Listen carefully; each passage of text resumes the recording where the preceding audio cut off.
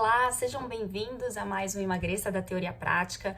Aqui nós discutimos um conjunto de estratégias para você aprender a emagrecer. Eu sou Flávia Cunha, médica endocrinologista, e hoje eu vou contar para você por que você não deve desistir de emagrecer.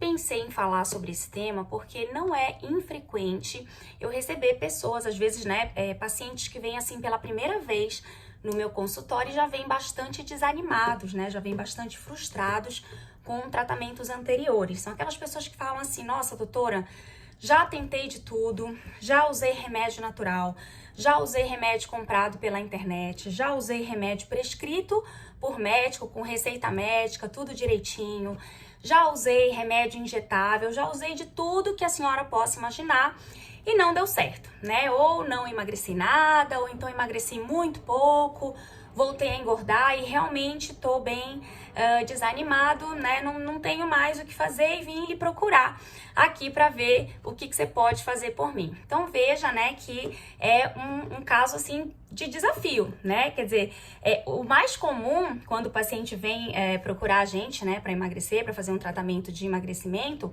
o mais comum, o que seria o natural, o intuitivo, é que a gente, de alguma forma, desafie esse paciente, né? A gente passe algumas orientações, algumas tarefas para ele cumprir ali dentro do processo de emagrecimento. E, na verdade, assim, o médico que desafia o paciente. Mas, nesses casos, é meio que o contrário, né? O paciente vem meio que te desafiando, assim: olha, já tentei de tudo, já fui um monte de médico, vim aqui para saber se você é boa mesmo, né? Mais ou menos assim.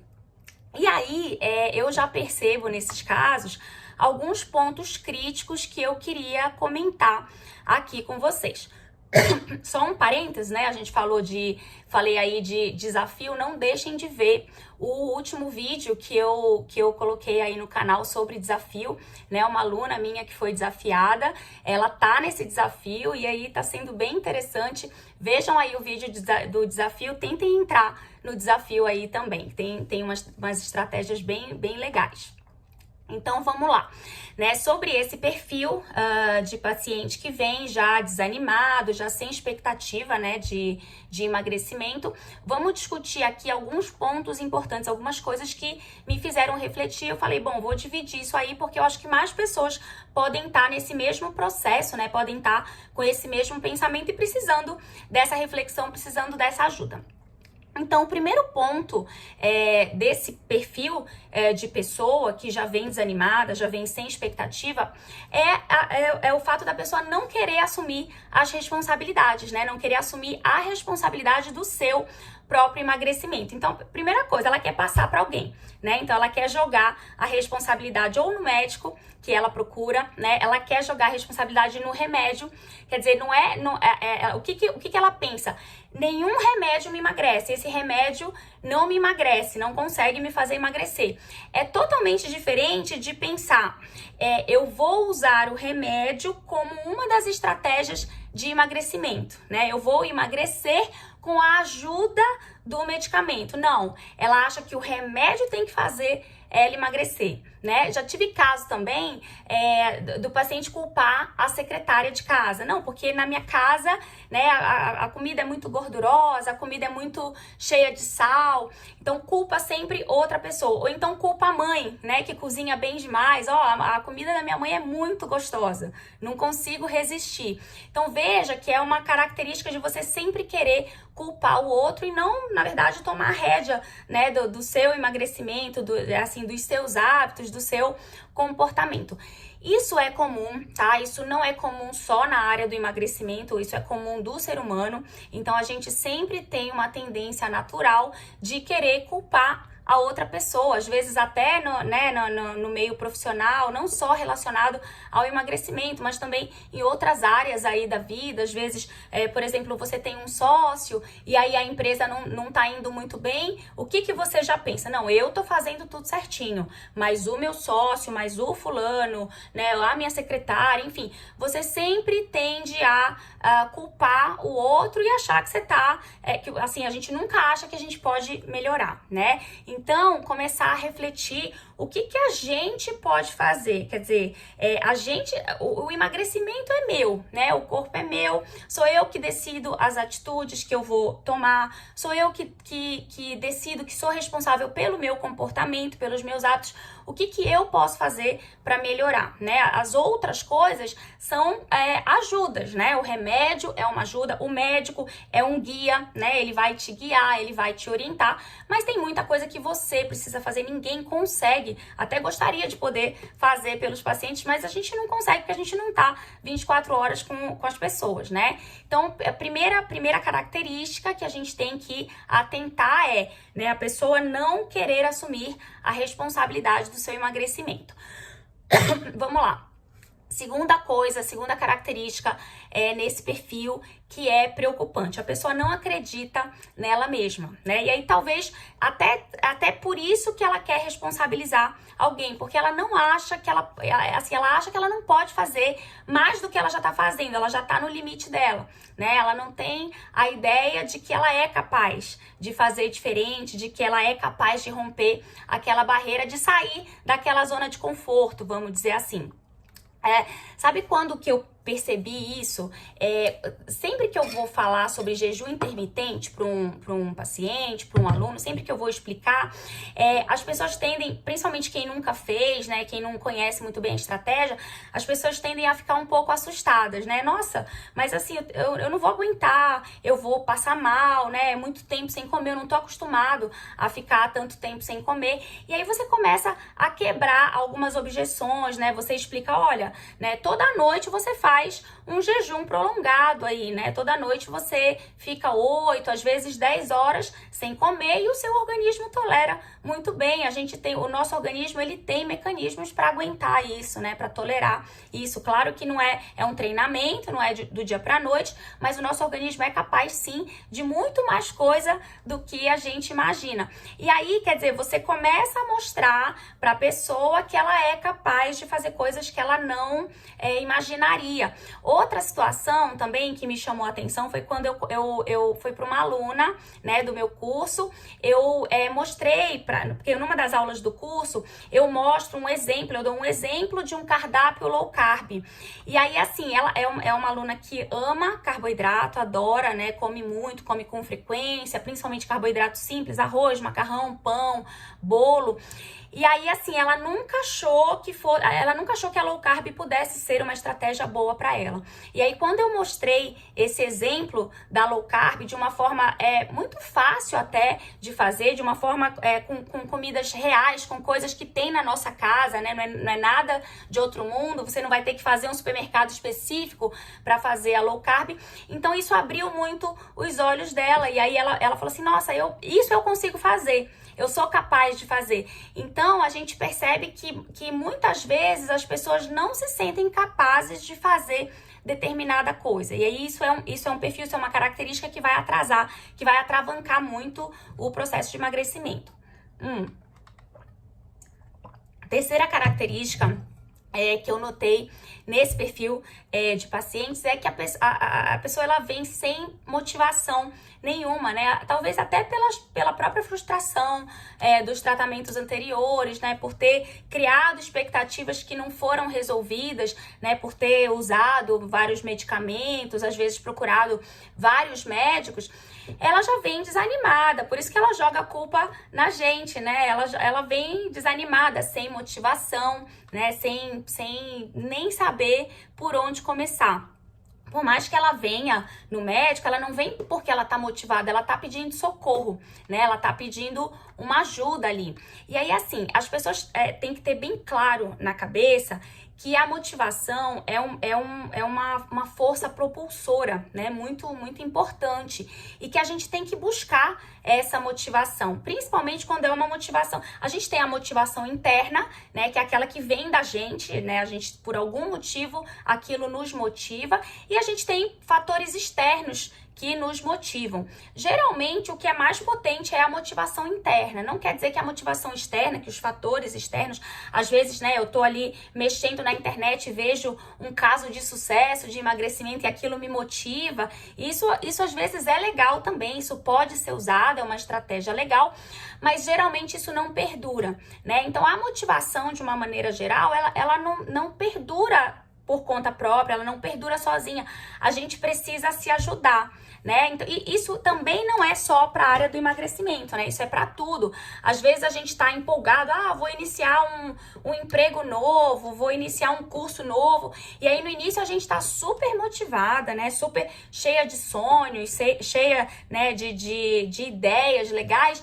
Mas isso não tende a durar muito tempo. A gente começa ali, né, entrar vamos imaginar um emprego novo, né? Aí começa, no primeiro mês tá super empolgada, quer implementar várias coisas diferentes, mas isso, você vê que assim, né, passa o primeiro mês, segundo mês, aí você vai caindo na rotina, isso não tende a perdurar, né? Então, a gente tem que saber disso, que a gente precisa se automotivar o tempo inteiro, buscar coisas, né, que nos ajudem, que estejam nos motivando rotineiramente, né?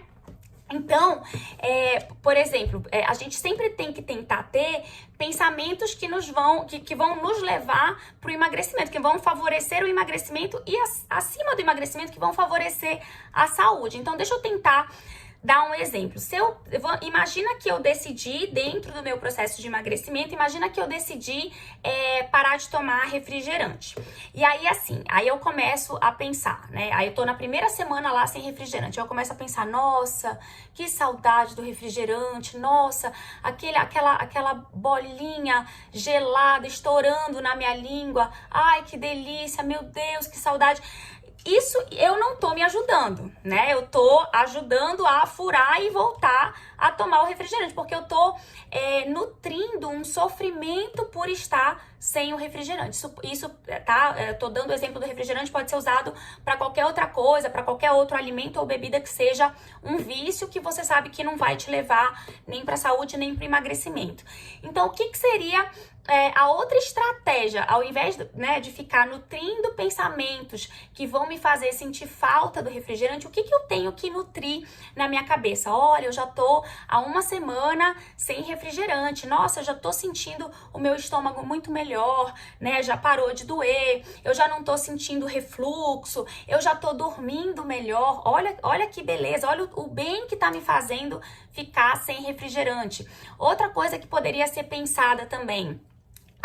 Nos momentos em que eu tomava refrigerante, eu passei a beber água. Então, quer dizer, eu deixei de tomar uma coisa ruim e também incluí uma coisa saudável na minha rotina. Eu tive 2 ganhos, né? Eu perdi uma coisa ruim e ganhei uma coisa boa ao mesmo tempo. Então, eu tô mais hidratada, eu tô me sentindo mais saudável, tô me sentindo melhor, a minha urina tá mais diluída. Então, assim, eu começo a nutrir pensamentos bons, pensamentos favoráveis para que eu continue longe do meu vício, para que eu continue longe do refrigerante aí no exemplo, né? Então eu preciso me ajudar, tá? Eu preciso ter pensamentos que vão estar sempre me motivando para manter aquele tratamento, tá? Então a motivação é uma coisa fundamental do processo de emagrecimento. Então, se você, né, tá também com esse perfil de estar desanimado, de já ter tentado várias coisas, faça essa reflexão sobre esses 3 pontos, né, que são 3 pontos importantes, faça essa autocrítica e veja como você consegue melhorar. Tente identificar se você tá caindo aí nessas armadilhas e veja como você pode melhorar. Agora vamos lá, né? Então eu prometi falar pra vocês, explicar pra vocês por que você não deve desistir de emagrecer. Primeira coisa é fazer essa reflexão. Agora vamos falar especificamente das opções de tratamento para emagrecimento. Então, assim, o que eu queria deixar claro, né? Quando a pessoa vem falando eu já esgotei tudo, é muito difícil que isso seja verdade, né? Ela fala, olha, eu já fiz de tudo. Na verdade, é muito difícil ela ter esgotado todos os tratamentos, todas as opções de tratamento de emagrecimento. É possível que ela tenha usado todas as medicações, ou a maioria delas, mas é impossível que ela tenha esgotado todas as formas, né, todas as opções de emagrecimento, e é sobre isso que eu vou falar com vocês. Por quê? Porque a medicação, na verdade, ela é uma das estratégias. E aí eu selecionei aqui as grandes estratégias que, na minha opinião, compõem um bom tratamento de emagrecimento, tá? Primeiro, vou falar de cada uma delas, mas vou falar aqui as 6 que eu selecionei. Então, primeira, mudança de mentalidade.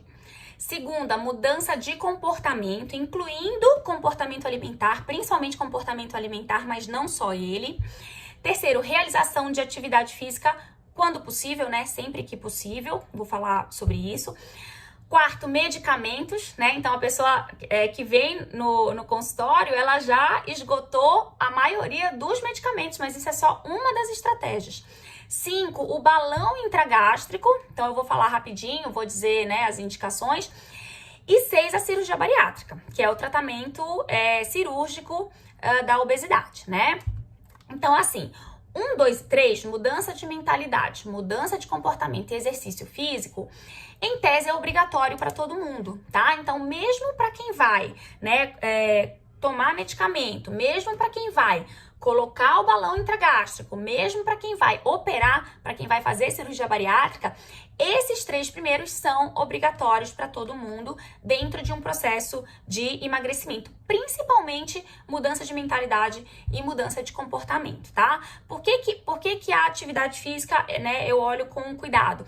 Porque tem algumas pessoas, né, alguns pacientes que estão muito acima do peso e que já têm alguns problemas ortopédicos. Então, não é que eles não podem fazer atividade física, eles têm algumas limitações para fazer atividade física. Vou falar sobre isso mais lá na frente. Então, vou comentar rapidamente sobre cada um desses pontos, tá?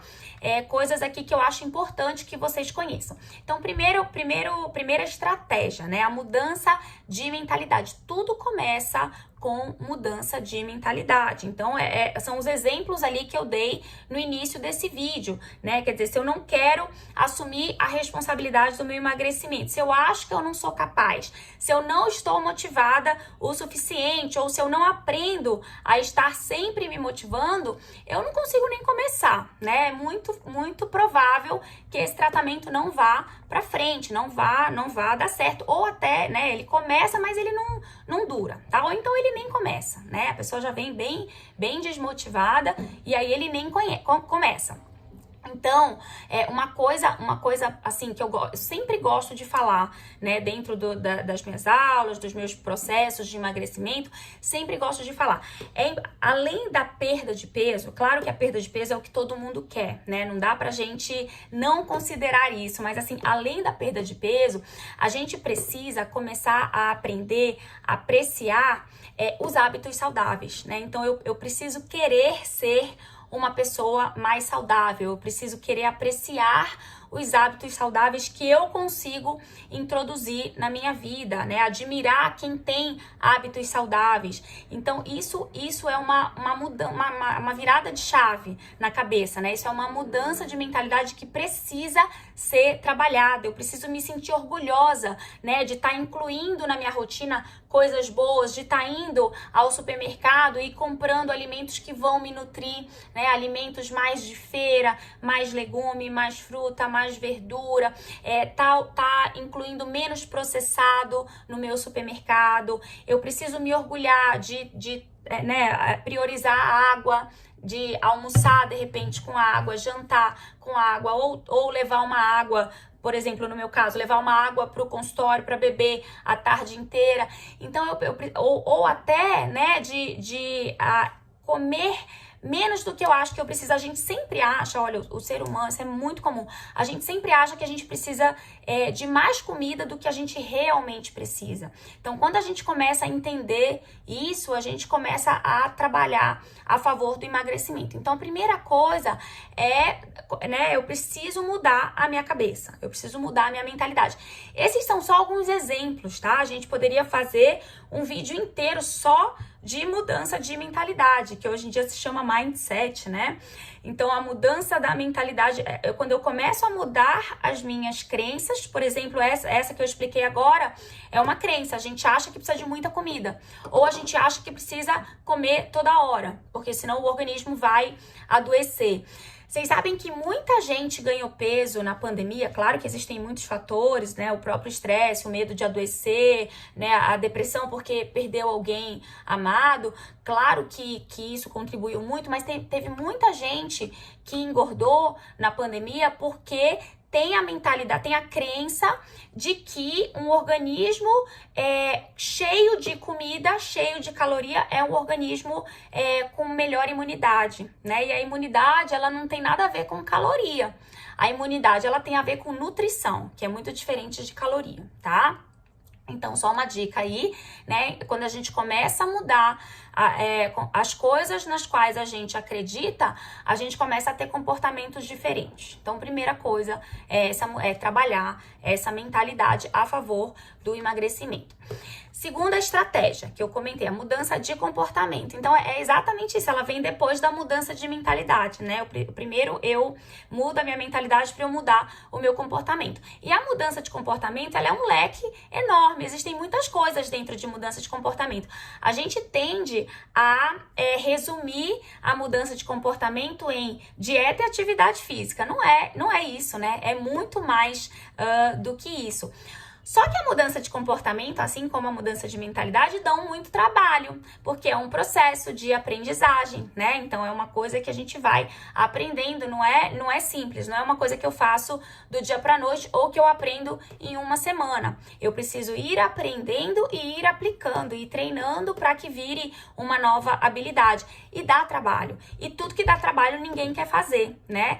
Inclusive, é por acreditar nessa necessidade de mudança de mentalidade e mudança de comportamento para emagrecer, que eu coloquei o nome do meu curso de Aprenda e Emagreça, porque eu realmente acredito que para você emagrecer e sustentar esse emagrecimento, né, de forma saudável, você tem que ter mudado, você tem que ter aprendido muita coisa, né? Você tem que ter mudado muita coisa, muita crença na sua cabeça e aí adquirir, né, novas estratégias para você implementar. Então, por isso que eu gosto muito, né, de relacionar o aprendizado com o emagrecimento. Vamos lá.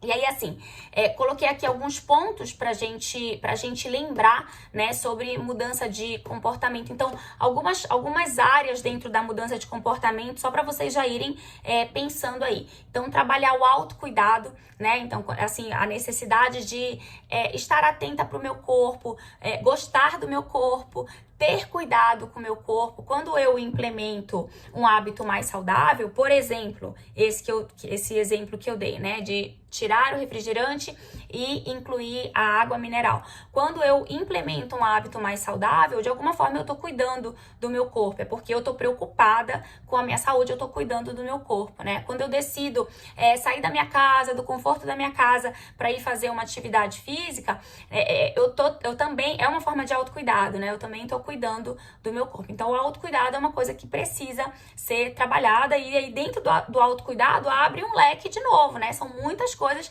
dentro do autocuidado.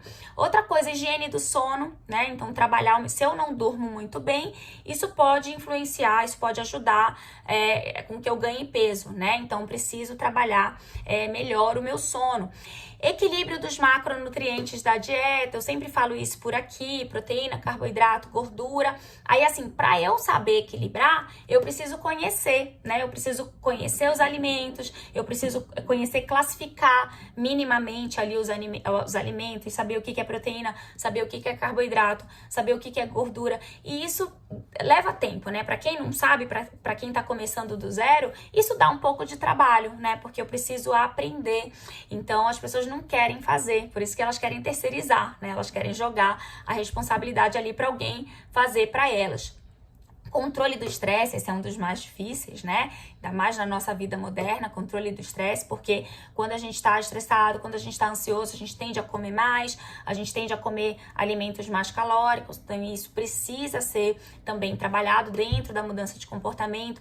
Atenção plena ao se alimentar, então quando eu tô atento ao que eu tô comendo, geralmente eu como menos, tá? E eu como menos não só naquela refeição, eu como menos naquela refeição e nas próximas. E aí, comendo menos nessa refeição e nas próximas, eu começo a emagrecer, tá? Porque o meu metabolismo continua igual e eu reduzo o que eu tô ingerindo, eu reduzo o volume de comida. Então, o meu metabolismo começa a ganhar da minha ingestão. Quando o meu metabolismo ganha da minha ingestão, eu começo a emagrecer, tá? O próprio comer intuitivo também é uma outra estratégia super interessante. Trabalho de mastigação, então eu preciso... E uma coisa complementa a outra, né? Eu preciso estar atenta à minha refeição para que eu trabalhe a minha mastigação. Trabalhando a minha mastigação, eu começo a me sentir mais saciada. Eu só vou perceber que eu estou mais saciada se eu estiver atenta, né? Então, perceber a saciedade, perceber a saciação, tá dentro ali do comer intuitivo, tá? E muitas outras coisas, tá, gente? Muitas outras coisas dentro de mudança de comportamento. Foi só uma pincelada aqui para vocês entenderem que é muito mais complexo do que estourar as opções de medicamento, tá? Terceira estratégia é a realização de atividade física, e aí, como eu comentei, né, depende muito das características físicas da pessoa. Então, como eu falei, eu tenho muitas pessoas, né, muitos pacientes que estão muito acima do peso, 20, 30, 40, 50 quilos acima do peso. E essas pessoas já começam a ter problemas ortopédicos, principalmente no joelho, no tornozelo, no pé. Então, elas têm uma sobrecarga de peso muito grande, as articulações começam a sofrer. E aí, elas geralmente não toleram muito atividades físicas de qualquer modalidade, né? Então, ainda assim, como eu comentei, não é uma contraindicação, ainda assim essas pessoas devem tentar mexer o corpo de alguma forma, fazer algum exercício. Então, por exemplo, né, fazer exercício mais para a parte superior do corpo, já que a parte inferior tem essa limitação. Então, fazer exercício, né, para os braços, para o tronco, mexer de alguma forma, né, pegar algum pezinho, isso também ajuda. Então, olha, quando a pessoa entende que isso faz diferença, ela passa a fazer, ela vê sentido em fazer. Então, se ela tem a crença de que só trabalhar braço, só trabalhar a parte superior não vai adiantar, ela nem faz, né? Ela nem sai de casa, tá? Então, a realização da atividade física, ela é sempre importante num processo de emagrecimento, e aí a gente vai adequando as limitações do indivíduo, da pessoa, quando existe essa limitação.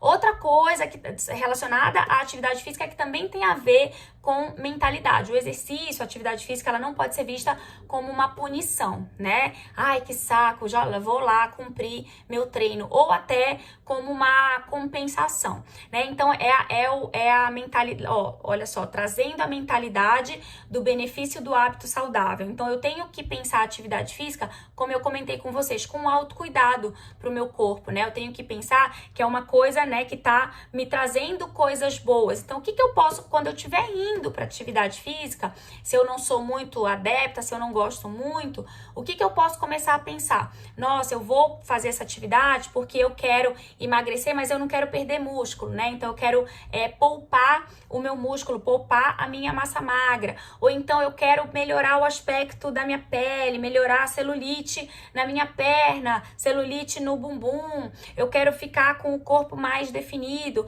Ou então, eu quero melhorar o meu fôlego. Eu tenho me sentido muito cansada, sem energia. Então, eu vou para essa atividade física, eu quero melhorar essa minha energia, esse meu fôlego. Então, veja que o que a gente pensa sobre o que a gente está tentando implementar faz muita diferença. Porque aí a gente começa a associar aquela atividade com coisas boas e não com coisas ruins. Ai, que saco. Ai, que preguiça. Ai, tô perdendo tempo. Ai, queria estar na piscina brincando. Queria estar deitada na minha casa. Queria estar vendo TV e tô tendo que ir pra academia. Entende a diferença? Então, a gente é mais uma forma da gente se ajudar, da gente se motivar. É pensar aquilo que vai fazer a gente emagrecer, associar com uma coisa boa. Sempre associar com algum pensamento bom, com algum benefício bom, né?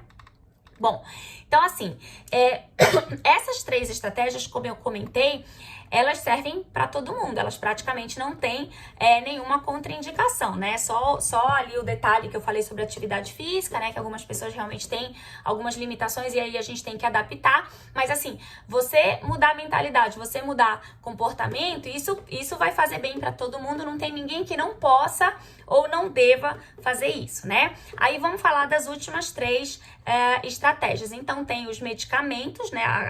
O 4º grupo de estratégias são os medicamentos. Então, como eu acabei de comentar, né, eles não são indicados para todo mundo, diferente das outras estratégias.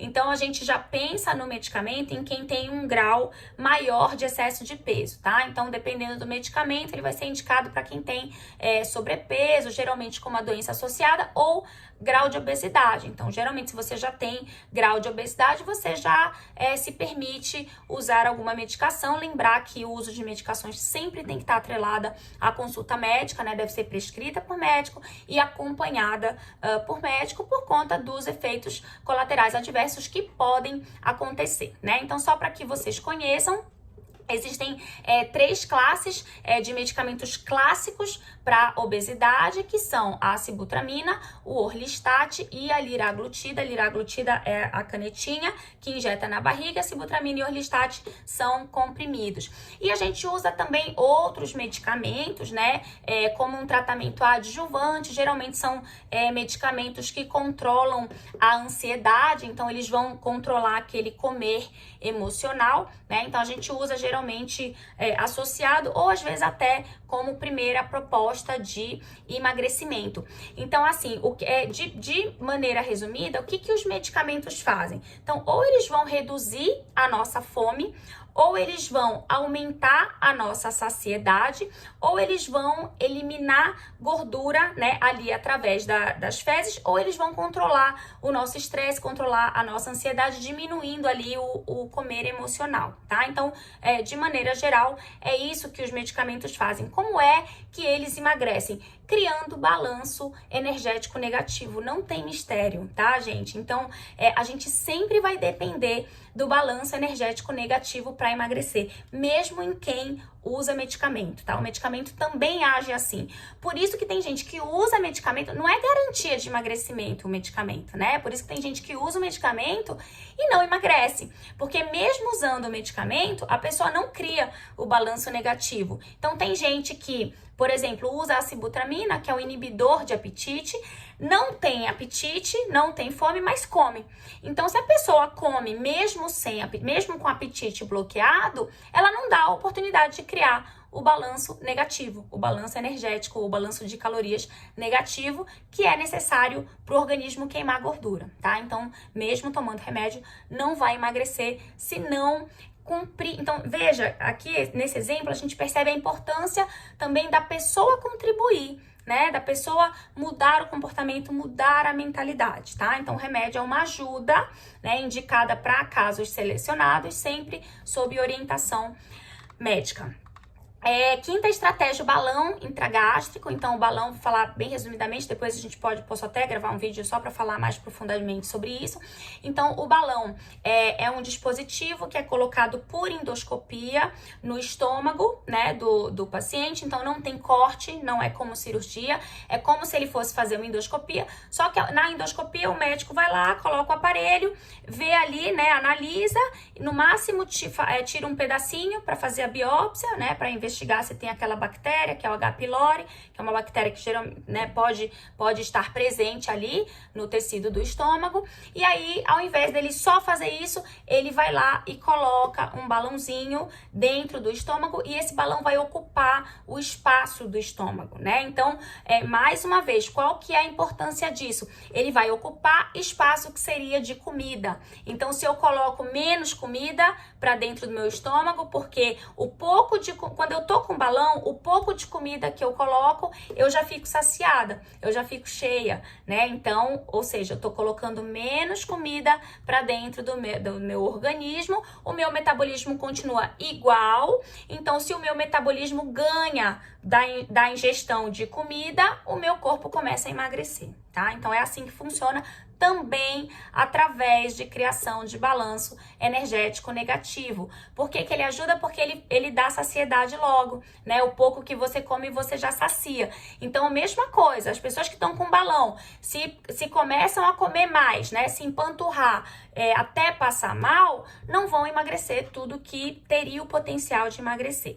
E a última estratégia é a cirurgia bariátrica, né? É o tratamento cirúrgico da obesidade. Então, ela já vai ser indicada para aqueles casos mais avançados de obesidade, obesidade de grau 2, com doença, e obesidade de grau 3, independente da presença de doença. Então, de forma simples, um português mais claro, são aquelas pessoas que têm que perder 30, 40, 50 ou mais quilos, né? Tem que perder uma grande quantidade de peso, e aí a gente já começa a ter menos efeito dos outros tratamentos, né? E já tem mais necessidade de ter a ação aí de um procedimento mais intensivo, mais até agressivo, para perder uma quantidade agressiva de peso, né? Então, o que eu queria, né, deixar claro aqui para finalizar é que mesmo em quem vai fazer a cirurgia bariátrica, mesmo em quem vai colocar o balão e mesmo em quem vai tomar remédio, precisa trabalhar mudança de mentalidade e mudança de comportamento, e sempre que possível associar atividade física, porque na verdade a gente não deve estar só em busca de perder peso, a gente deve estar em busca de uma vida mais saudável. Então é isso que precisa mudar na cabeça, tá certo? Então, hoje era isso, espero vocês no próximo vídeo. Se vocês gostaram, compartilhem aí com pessoas conhecidas, pessoas que podem se beneficiar. Curtam, comentem, para que vocês me deem mais ideias aí de temas pra gente discutir, para que eu possa entender como ajudou e as dúvidas que ainda possam ter ficado, tá bom? Um beijo grande e até o próximo vídeo.